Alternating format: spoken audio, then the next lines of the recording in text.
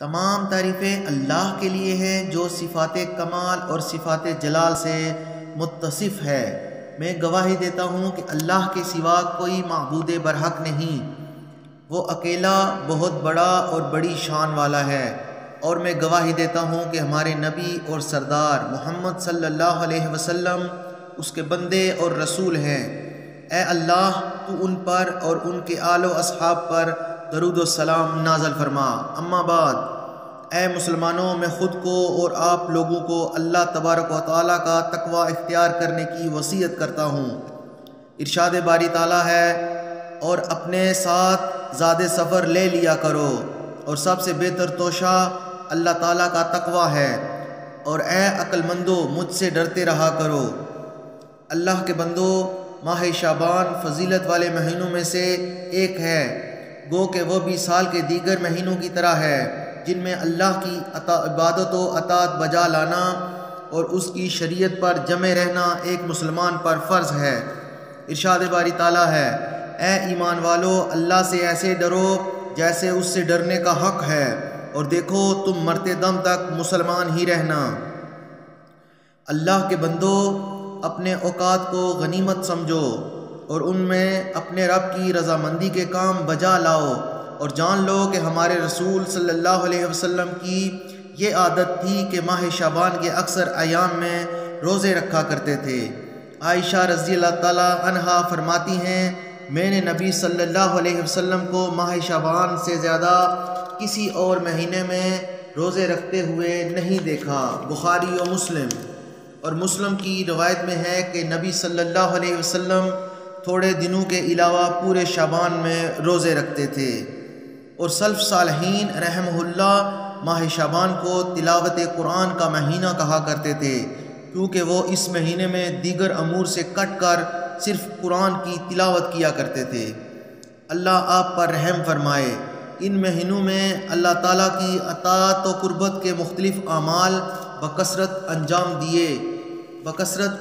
دیجیے، اور کتاب اللہ و سنت رسول صلی اللہ علیہ وسلم میں جن بھلے کاموں پر ابھارا گیا ہے، جیسے نماز، روزہ، عمرہ، صدقہ، احسان، ذکر و اذکار، تلاوت قرآن، محتاج و ضرورت مند مسلمانوں کے لیے مفید افعال، اور اللہ رب العالمین کی قربت کے اعمال وغیرہ کو بجا لانے میں سبقت کیجیے۔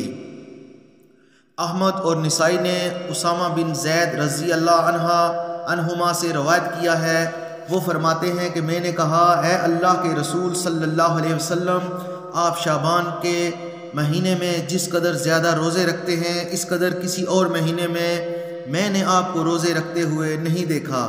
تو آپ صلی اللہ علیہ وسلم نے فرمایا، یہ ایسا مہینہ ہے جس کی فضیلت سے اکثر لوگ غافل ہیں، اور یہ ایسا مہینہ ہے جس میں اللہ رب العالمین کے سامنے سارے اعمال پیش کیے جاتے ہیں، اور میں یہ چاہتا ہوں کہ جب میرے اعمال پیش کیے جائیں تو میں روزے سے ہوں۔ محدثین نے اس حدیث کی سند کو حسن قرار دیا ہے، اور مسلمانوں کو چاہیے کہ وہ اپنی تمام زندگی اسی طرح گزاریں۔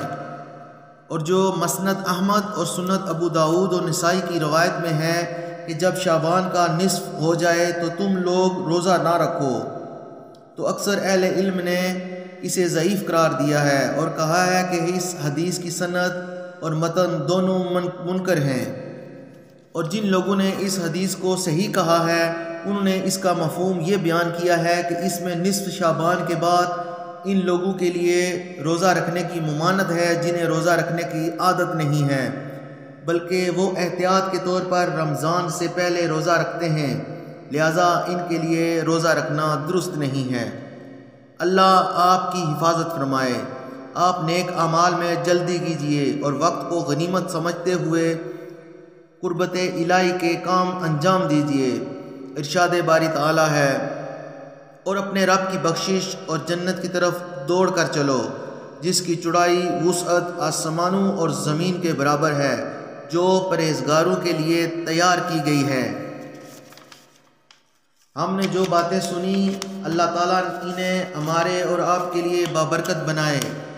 اور میں اپنے لیے، آپ کے لیے اور تمام مسلمانوں کے لیے اللہ تعالیٰ سے مغفرت طلب کرتا ہوں۔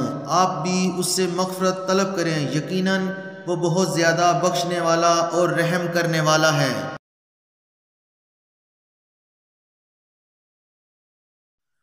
میں اللہ تعالیٰ کی بہت زیادہ تعریف کرتا ہوں اور میں گواہی دیتا ہوں کہ اللہ کے سوا کوئی معبود برحق نہیں، وہ اکیلا ہے، اس کا کوئی شریک نہیں، اور میں گواہی دیتا ہوں کہ ہمارے نبی محمد صلی اللہ علیہ وسلم اس کے بندے اور رسول ہیں۔ اے اللہ، تو ان پر اور ان کے آل و اصحاب پر تا قیامت درود و سلام اور برکتیں نازل فرما۔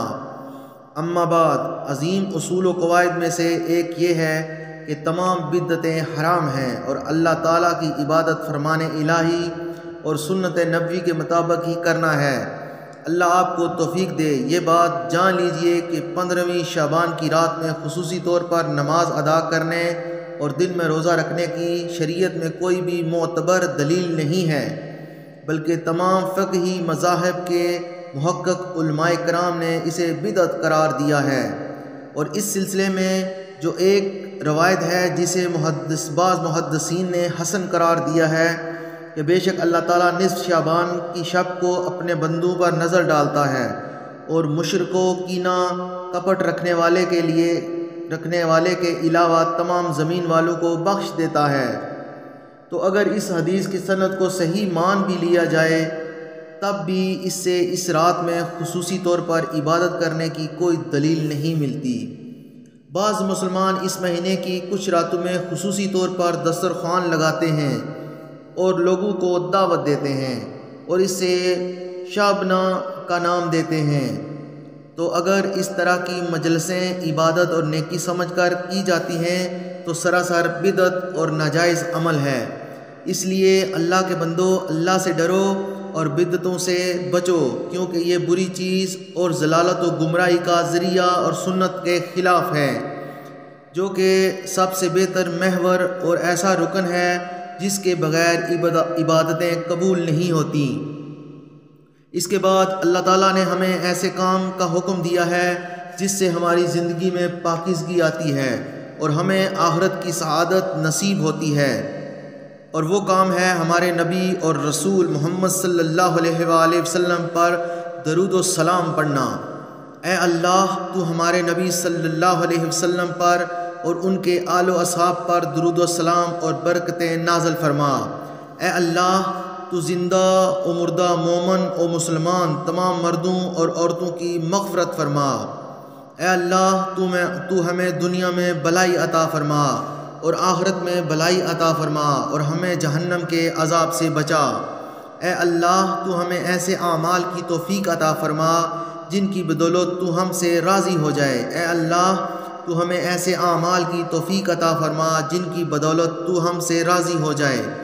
اے اللہ، تو ہمیں ایسے اعمال کی توفیق عطا فرما جن کی بدولت تو ہم سے راضی ہو جائے۔ اے اللہ، تو ہمیں پرہیزگار، با توفیق اور ہدایت یافتہ لوگوں میں سے بنا۔ اے اللہ، تو ہمیں پرہیزگار، با توفیق اور ہدایت یافتہ لوگوں میں سے بنا۔ اے عظمت و بزرگی والی ذات، اے اللہ، تو ہمارے بادشاہ اور ان کے ولی عہد کو اپنی پسند اور رضا کے کام کرنے کی توفیق عنایت فرما۔ اے اللہ، تو ہمارے اور مسلمانوں کے ممالک کو ہر شر و فساد سے محفوظ فرما۔ اے اللہ، جو ہمارے خلاف یا ہمارے ملک کے خلاف یا کسی مسلم ملک کے خلاف سازش کرے تو اسے ناکام و نامراد کر دے۔ اے طاقت و غلبہ والی ذات، اے اللہ، تو مسلمانوں کو تقوی کی بنیاد پر متحد و متفق کر دے اور ان کو جو مصیبت اور پریشانی لاحق ہے اسے دور فرما دے۔ اے اللہ، ان کو جو مصیبت اور پریشانی لاحق ہے اسے دور فرما دے۔ اے اللہ، تیرے نبی محمد صلی اللہ علیہ وسلم کی امت جن پریشانیوں، مشکلات، اختلاف و انتشار اور فقر و محتاجگی سے دوچار ہے تو ان سب کو دور کر دے۔ اے عظمت و بزرگی والے، اے اللہ، ہر جگہ تو ان کے خون کی حفاظت فرما۔ اے اللہ، ہر جگہ تو ان کے خون کی حفاظت فرما۔ اے اللہ، ہر جگہ تو ان کے خون کی حفاظت فرما۔ اے اللہ، ہر شخص کو امن و سلامتی کے ساتھ وطن واپسی کی توفیق عطا فرما۔ اے زندہ و جاوید ذات، اے اللہ تو ان پر اپنی رحمت نازل فرما۔ اے اللہ تو ان پر اپنی رحمت نازل فرما۔ اے اللہ تو ان پر اپنی رحمت نازل فرما، جس سے ان کے احوال درست ہو جائیں اور ان کی خستہ حالی ختم ہو جائے۔ اے زندہ و جاوید ذات، اے اللہ تو ہم پر بارش نازل فرما۔ اے اللہ تو ہم پر بارش نازل فرما۔ اے اللہ تو ہم پر بارش نازل فرما۔ اے اللہ ہم جس قحط سالی اور تنگی سے دوچار ہیں تو اس سے بخوبی واقف ہے۔ اے عظمت و بزرگی والے، اے اللہ تو ہم پر بارش نازل فرما۔ اے اللہ تو ہم پر بارش نازل فرما۔ اے اللہ تو ہم پر بارش نازل فرما۔ اے اللہ ہمارے گناہوں کی وجہ سے تو ہماری گرفت نہ کر۔ اے اللہ تو ہم پر اپنی برکتوں کے دہانے کھول دے۔ اے اللہ تو ہم پر اپنی برکتیں نازل فرما تاکہ ہم دوسروں سے بے نیاز ہو جائیں۔ اے عظمت و بزرگی والے، اے اللہ تو بہت زیادہ بخشنے والا ہے، تو بہت زیادہ رحم کرنے والا ہے، تو بے نیاز ہے، تو قابل تعریف ہے۔ اے اللہ تو ہمیں ناکام و نامراد نہ لوٹا۔ اے اللہ تو ہمیں ناکام و نامراد نہ لوٹا۔ اے عظمت و بزرگی والے، اے اللہ ہم تیرے محتاج ہیں۔ اے اللہ ہم تیرے محتاج ہیں۔ اے اللہ ہم تیرے محتاج ہیں۔ اے اللہ تو قائم رہنے والی ذات ہے۔ اے اللہ تو قائم رہنے والی ذات ہے۔ اے اللہ تو قائم رہنے والی ذات ہے۔ تو وہ چیز نازل فرما جس سے زندگی کو قائم رکھا جا سکے۔ اے اللہ تو ہم پر رحم فرما۔ اے اللہ تو ہم پر رحم فرما۔ اے اللہ ہم میں جو کمزور ہیں تو ان پر رحم فرما۔ اے اللہ ہم میں جو کمزور ہیں تو ان پر رحم فرما۔ اور ہماری آخری دعا یہی ہے کہ تمام تعریفیں اللہ کے لیے ہیں اور درود و سلام نازل ہو نبی اکرم صلی اللہ علیہ وآلہ وسلم پر۔